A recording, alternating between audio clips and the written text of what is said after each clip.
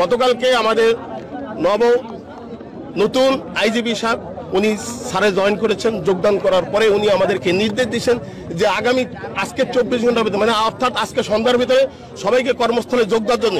কিন্তু আমার কিছু কতিপয় আমার জড়িদার ভাই তারা রওনা হয়েছিলেন অতিমধ্যে গতকালকে। আপনার সহিংসতা পূর্বে শেষ হয়েছে, গতকালকে আইজি সাহেবের নির্দেশ দেওয়ার পরে সেই সারের নির্দেশ মানার জন্য রাস্তা বাসার থেকে চলে আসছে। তিনটা লোক রাস্তা খুন হয়েছে। রাস্তার মোড়ে তারা কি করে, আইডি কার্ড চেক করে, মোবাইল চেক করে আপনি পুলিশ সদস্য কিনা।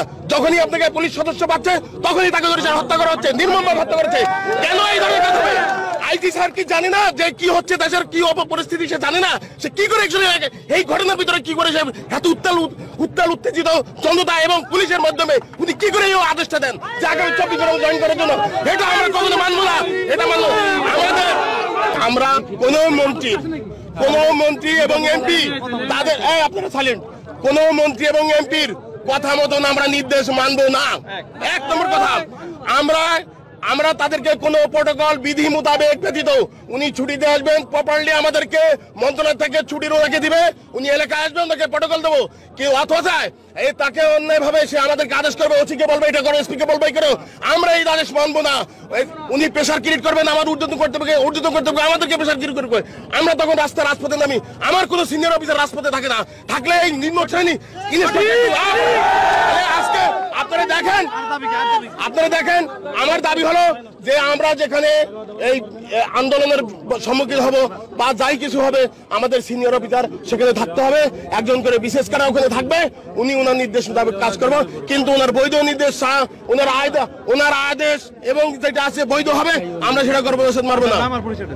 যৌক্তিক দাবি সেটা হলো আমাদের রসদ অফিসার যেগুলো তাদের নির্দেশক্রমে আমাদের জুলিদার ভাই শহীদ হয়েছে, প্রাণ হারাইছে, তাদের অবিলম্বেই গ্রেপ্তার করে আইনের আওতায় এনে তাদের দৃষ্টান্তমূলক শাস্তি দেওয়া হোক।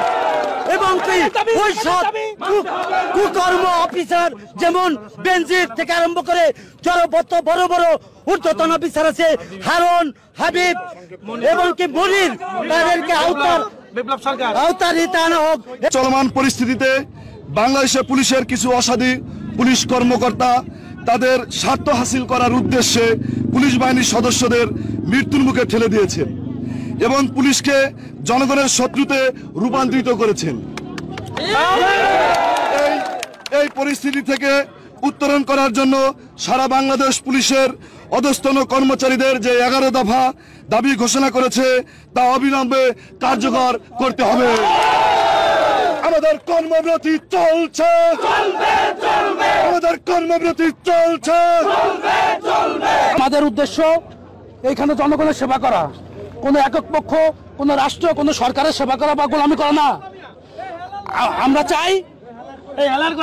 চাই এই জনগণের পুলিশ হতে, আমরা কোনো একক পক্ষের পুলিশ হতে চাই না ভাই। আর আমার ভাইয়েরা অকাতর জীবন দিচ্ছে, এরা এদের সুষ্ঠু বিচার কেন্দ্রীয় কমিটির সাথে সমন্বয় করে যত 11 দফা দাবি আমরা উত্থাপন করছি, এটা আপনাদের হাতে তুলে দিব। যতক্ষণ না পর্যন্ত এই 11 দফা দাবি আমাদের বাস্তবায়িত না হবে, আমরা কেউ ডিউটি করব না। আমরা কর্মবিরতি ঘোষণা করলাম, যতক্ষণ না পর্যন্ত